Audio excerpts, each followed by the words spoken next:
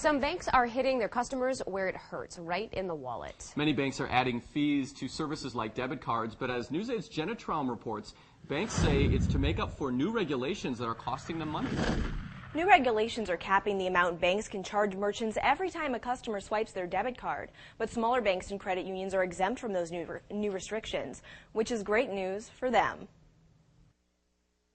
I feel it's robbery, plain and simple, and should be treated as such. Banking fees just don't sit well with some customers. I know that banking's kind of hurting lately, so I know that they're looking for revenue every way they can, but I mean, the debit card is really not something you can put fees on. But at some banks, that's exactly what's happening. New federal limits cap how much bigger banks can charge merchants when customers swipe their debit card. So some banks are making up for the lost revenue by shifting that cost from the merchant to the debit card user.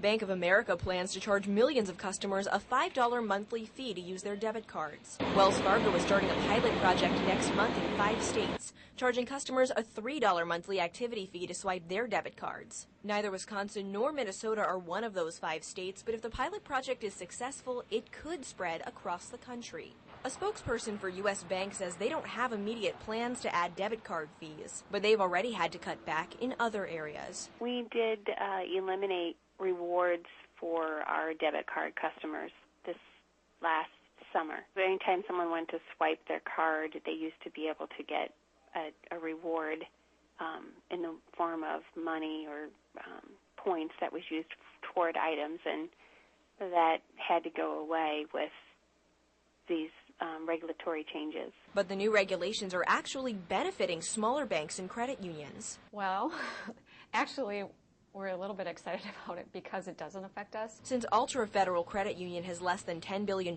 in assets, it's not going to be affected by the new rules. That has some people switching over to credit unions to avoid the fees. But the CFO of Ultra worries how long the credit union will be able to hold out. We think eventually the pressure will build, and then eventually the changes will affect us. So right now we're just going to, keep, business as usual and just hope that we can get the accounts that are with the banks. Right now, merchants pay banks an average of 44 cents every time a customer buys something with a debit card.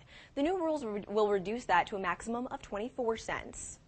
All right, thank you, Jenna. Instead of debit card fees, some banks have added monthly fees for checking accounts or raised minimum balance requirements for customers who want to avoid other fees. Almost